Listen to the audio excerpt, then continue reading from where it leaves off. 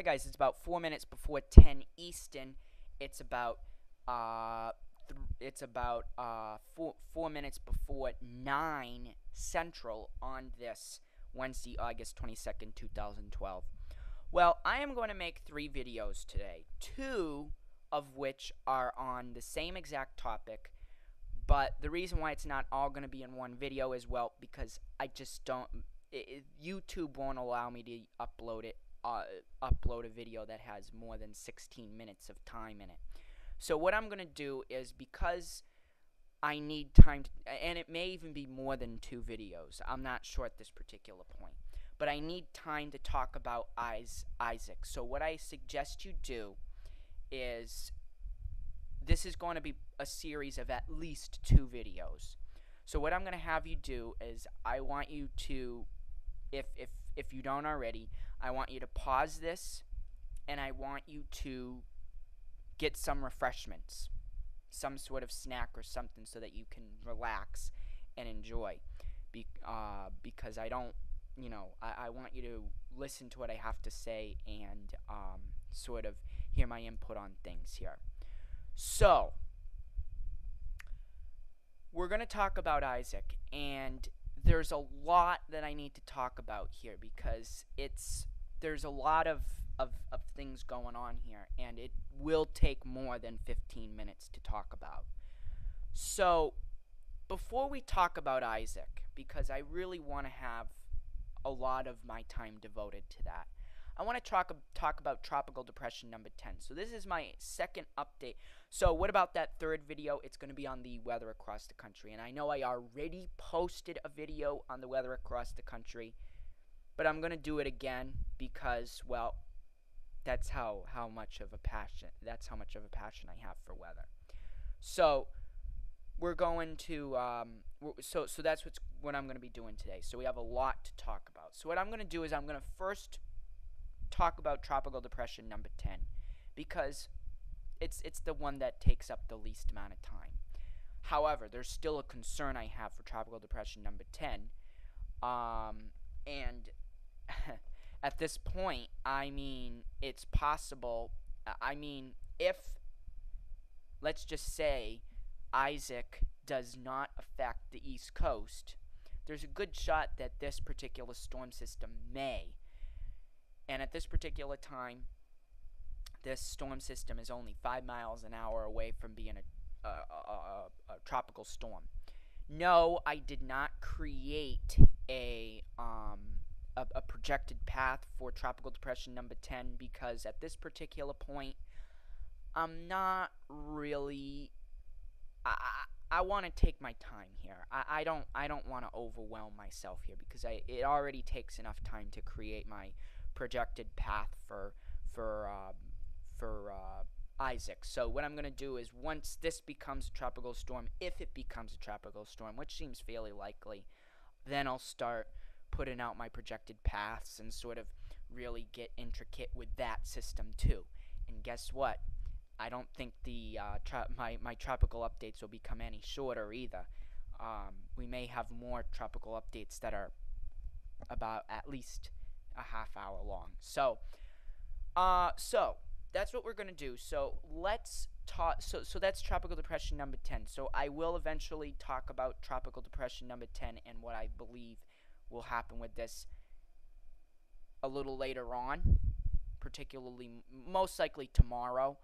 But right now, we're just gonna leave it alone, because it's territory that, it's territory that I don't want to get into at this particular point, because there's already enough that we got to cover with Isaac. And then there's an area of a tropical wave coming off the coast of Africa, which could become our K storm. That is really far out. So again, we got to just take things one thing at a time, and let's start off with Isaac. Okay, so this is the track from the National Hurricane Center. And to be honest with you, I don't think at this particular point there should be a path that this storm takes. I think it should just be a cone. There should not be these dots that you see here. I don't agree with it. The reason why is, well, I'm going to kind of reference things here. It may sound like I'm going to get a little bit off topic, but it's going to connect to what I have to say in a few minutes. So today I was listening to this meteorologist. He is an on-air meteorologist. He is in Tampa, Florida, and he puts out these weather updates every day, and they're these chat things, and anybody can listen to him. And essentially today, over the next several days, he's really going to be focusing in on Isaac. And one of the things he mentioned is that as a forecaster, the job of a forecaster is 50% models and 50% art. Now, you're thinking about this and saying, Stephen, this is so irrelevant. Stephen, this is not even anything to do. Well, you'll get it in a minute. The art that you're hearing here is essentially the gut that a meteorologist has deep down within them when they're forecasting. Okay? So let's just say I'm going to put out another sort of weather scenario. Let's say we're going to get a major snowstorm. Some meteorologists will have this gut in them that says, no, this thing is not going to hit us. And there could be certain things that sort of trigger that gut instinct. Or, yes, this thing is definitely going to hit us.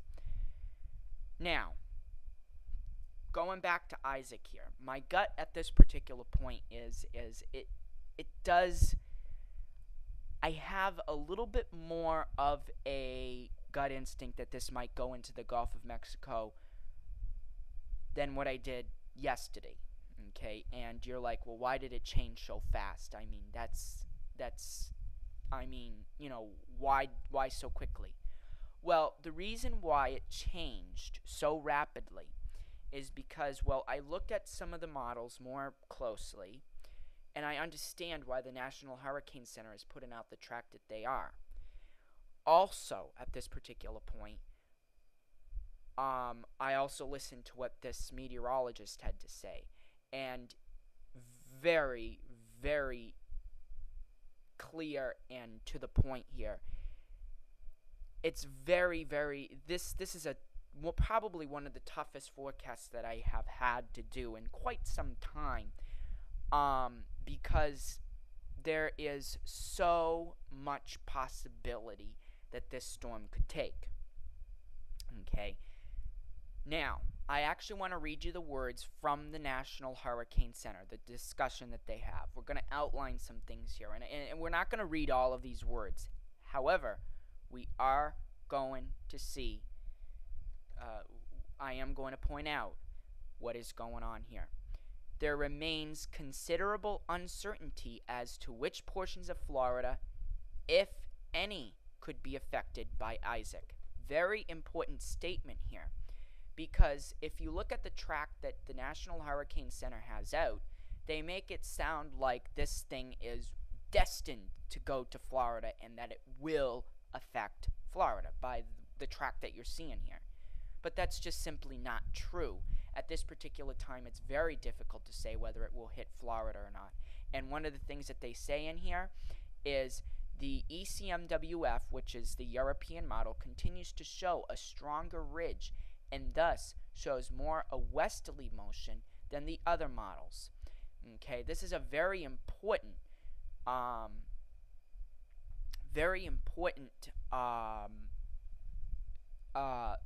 trend here.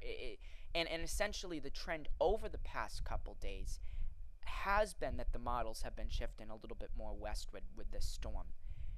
So it's possible that this thing could actually go into the Gulf of Mexico.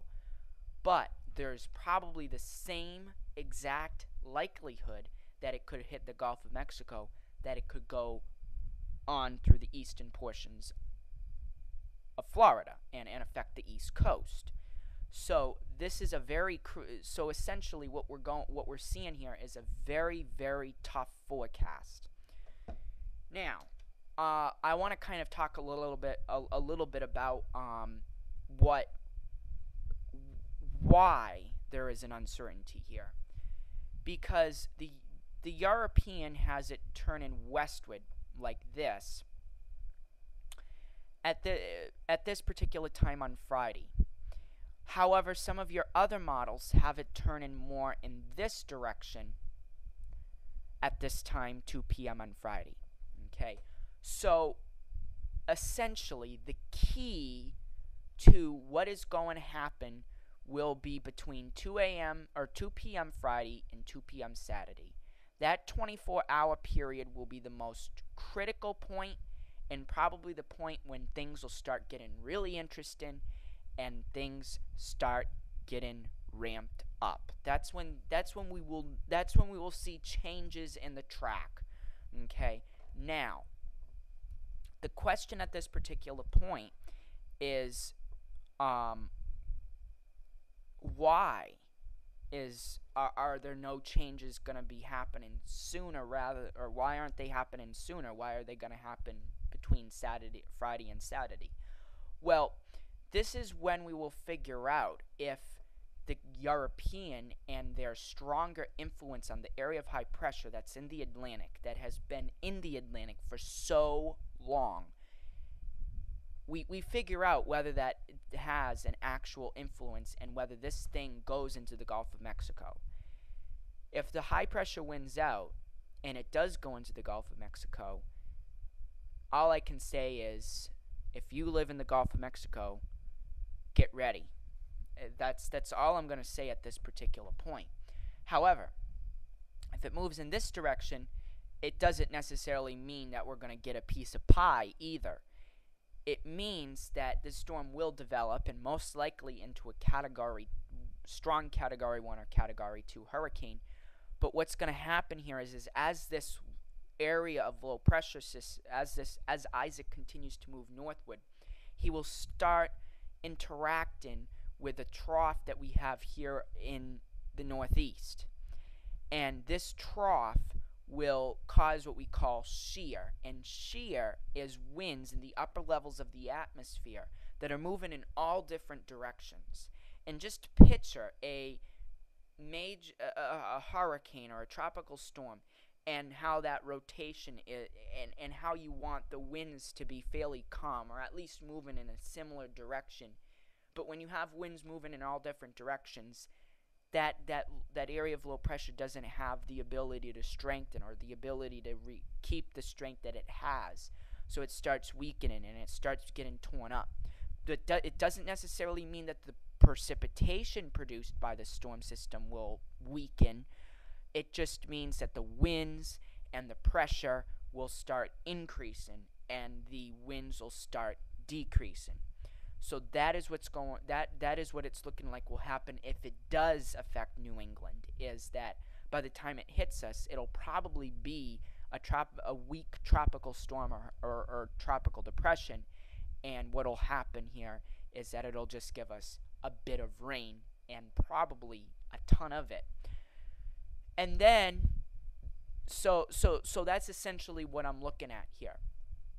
Okay, so essentially, as a whole, that's what the National Hurricane Center is thinking at this particular point. It does see the possibility that this thing could go east. However, there has been a major consensus, particularly in the GFS ensembles, that this thing will take a track more along the west here in Florida, which is what's happening here is that the European has such a huge model, and it's so good at predicting strong hurricanes or strong storms, that it has there's a certain respect that meteorologists and even other models have for the European. So at this time, the reason why so many models are moving west, well, because yesterday it was saying the same thing. So essentially, maybe maybe when someone heard me saying that this thing really could go into the Gulf of Mexico, you're thinking, Stephen, are you absurd? I mean, it's just, I mean, I get it. Okay, and again, this is probably one of the most difficult storms that I've had to track up to this particular point. So just wanted to let everyone know. So my second half of the video will be talking about the potential intensities, and also talking a little bit about what the European model exactly says in their track as well.